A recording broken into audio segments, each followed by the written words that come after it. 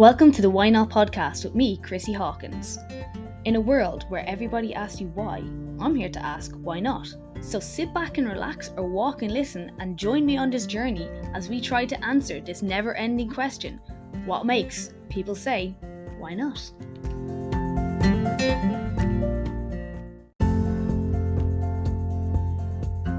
Hey guys, welcome back to Why Not. So today I wanted to do a little episode just like building into our fitness thing like I did last week, but this one is solely focused on equestrians and how they can do it, maybe work fitness into their life without it being a chore, hopefully. Anyway, I hope you enjoyed the episode.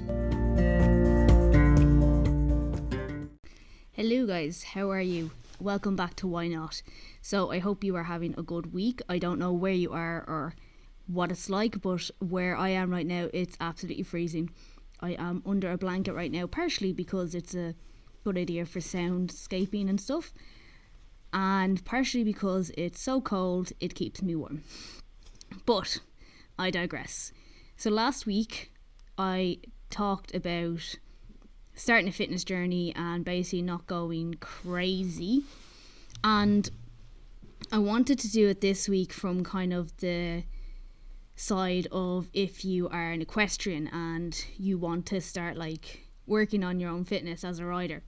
And I have coached a lot of riders and I see a lot of different content aimed at riders on the internet, and that's why I wanted to kind of talk about it today.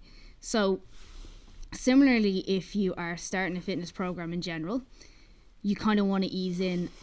One thing I would love to say straight away is if you see those people who say you need to be able to do this if you're a horse rider, like, you know, crazy, like mobility is very important, but like, you know, pistol squats or single leg squats, if you need to be able to do that to improve your balance. If you see people standing on balance boards as well, not balance boards, but upside down Bosu balls, not great. Bosu tells you not to do that.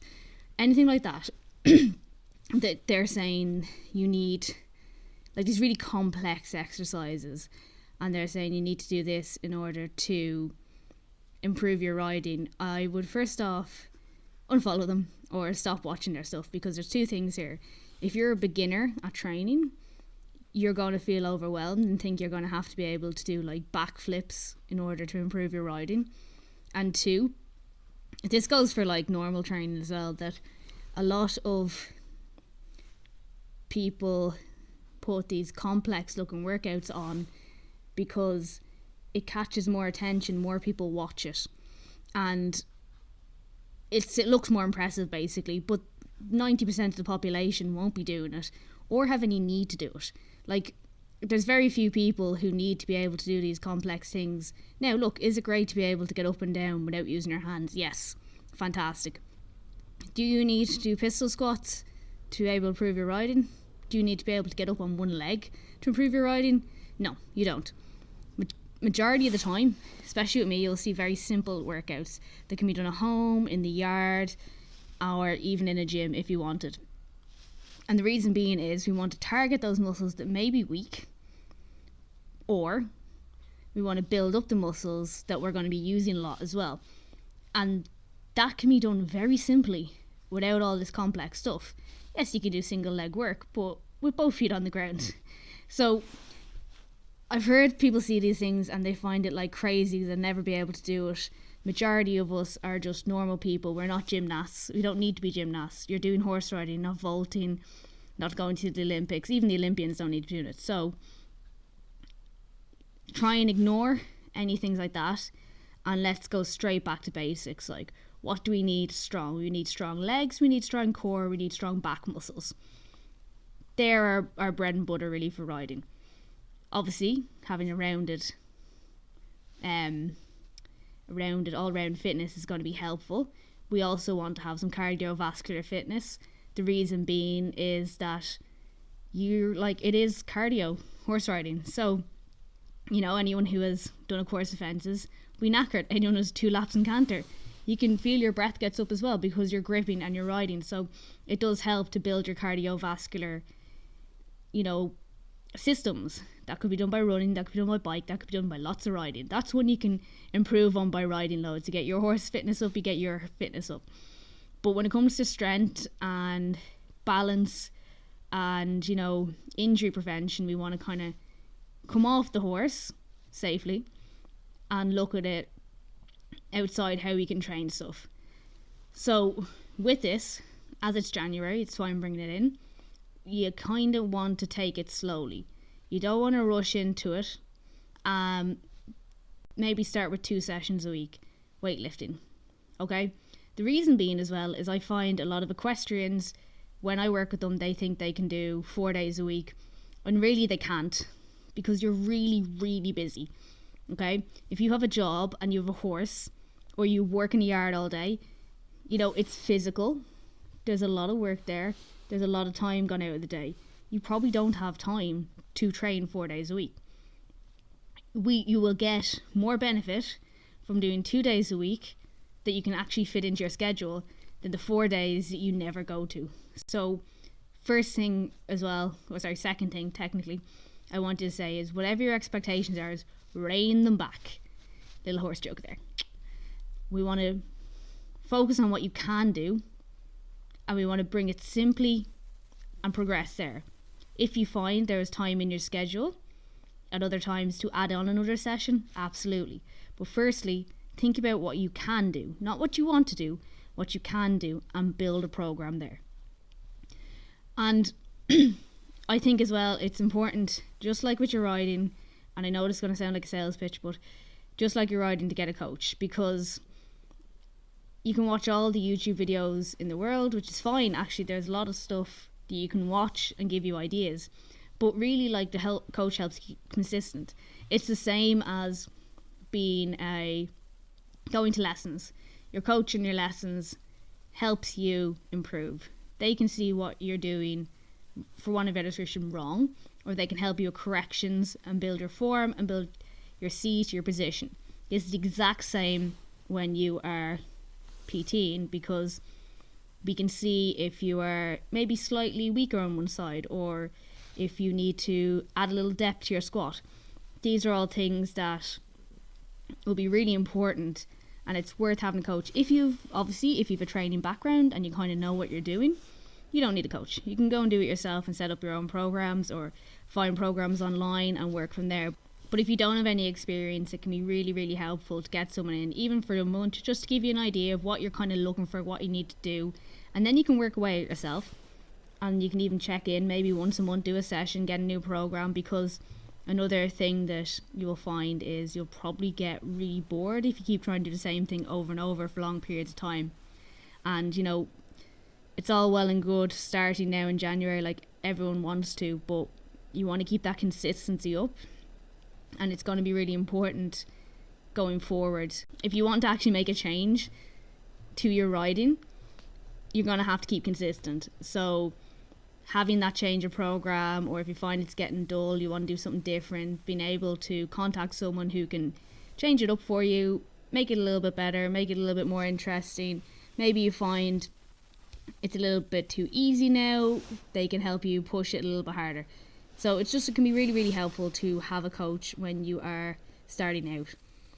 And I think as well, we have to be really mindful of the fact that if you are starting extra training, you are going to need to eat more as well, because I know a lot of people start training for weight loss and stuff, but you need to make sure you're getting adequate protein in, adequate, carbs as well, carbs and fat. Like, you don't want to be cutting your calories while adding on training, if that makes sense, because as I said, being with horses and being involved in horses is already really, really physical. So if you are going to be adding more training to that, you want to make sure that you are actually fueling that as well, because you'll just end up cranky and worn out, and you just want to give yourself every chance to succeed in this, because you're not going to see a difference for maybe a month, so you need to be able to fuel yourself for those months.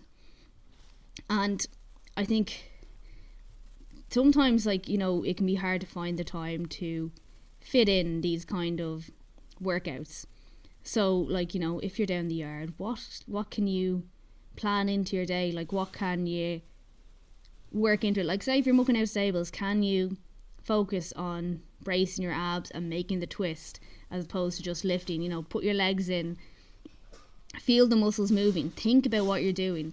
Now, it doesn't have to be every stable, but if you're doing one, think about it while you're doing it. When you're carrying stuff, brace your core, stand up tall. All these jobs around the yard that you can kind of work in as little extra, for want of a better description, workouts. We know they're a workout, but how can you fix your posture while doing this? How can you get the most out of it instead of just carrying it? How's your grip strength? If it's freezing, can you run up and down the yard a few times just to keep warm? That kind of thing. Like, there's so much where you can just work it into what you're doing, and it can be so helpful to help. It can be so helpful for you to get those extra bits in and make you feel like you are getting a few extra reps in without having to add a workout. So I think, working smart can actually help for training. And like, there's so many reasons that you should be doing this for yourself as well. Like, it's not just a case of, as I say, like, I try to talk about fitness from an empowering, strength building kind of way, as opposed to it's not a weight loss, it's not a fat loss thing. There's more to fitness than that. And if people spent more time doing fitness from that kind of empowerment side, they'd be more interested in it. And it does really help. Like, you'd be surprised, if you have a stronger core, it's easier for you to sit up straight when you're doing a dressage test. If you can get your hamstrings firing better, your hips will be less stiff. I put up a post recently, and I'm always seeing people like that. They're going, oh yeah, my hips are in bits, and what's happened is you're collapsing forward because you don't have the strength in your glutes and your hamstrings to hold yourself up. And because you're doing that, you put pressure on your inner thighs. Yes, you're still going to need them to be strong and help you when you're riding, but you shouldn't be relying on them. Realistically, you should have your hamstrings on fire, which are the back of the legs. And these are these little things that we don't think will make a difference until they do. So having that proper grip, fatiguing less quicker, all these kind of things will help you perform better over time. It's all about how you can get the best out of your performance. Now, again, this doesn't necessarily have to be when it comes to competing. This could be just feeling more comfortable after riding. Maybe you going for long hacks and your legs are in bits. Maybe you can get rid of stuff like that. Maybe you found you're prone to injury from a weakness from years back or an old fall, and this could help you get rid of that pain once and for all and stop those injuries. There's so many reasons that are important for us as riders to do a fitness program outside of riding, because as well, like, when you're riding, you're only going to you're not going to change how you use those muscles, if that makes sense. So you're going to use a certain group of muscles every time you ride. It's very hard for you to engage the muscles that you are neglecting, or the weaker muscles that maybe you should be engaging, without outside training. And if you don't know how to engage them, like, it can be simple as trying to think of them working, think of the area firing. If you can't do that, you're just going to continue to build more strength into the already overworked muscles, if that makes sense. So it can be really, really important to find ways of exercising them. As I said, things like walking through the yard and bracing your abs, bracing your glutes, standing up tall, that is a way of working them instead of just carrying them slumped over as you may always do. Focusing on how you're moving when you're mucking out stables, when you're carrying hay, all these things that we take for granted because it's just easier to do it the way we normally do. These can actually make a huge difference to your riding and how you feel and how your body feels. And that's without even ever stepping into a gym or doing a gym program. So I think it's really important to understand that just because your fitness or building up muscles are important doesn't mean you have to go to a gym. There are ways, I say, around it. And if you don't like going to gyms, there is plenty of stuff you can do at home. You can bring home a few buckets, fill them with water. You know, the options are endless. I think it's really important just to think of it as well as not a chore. It's going to help you in the long run. You know, being fitter, being stronger, like builds your bone density, all these things make your riding more enjoyable. It makes the horse's experience more enjoyable. It's so many levels of it that are worth it more than just a case of, oh, I have to do this because, oh, I don't know, I want to lose weight.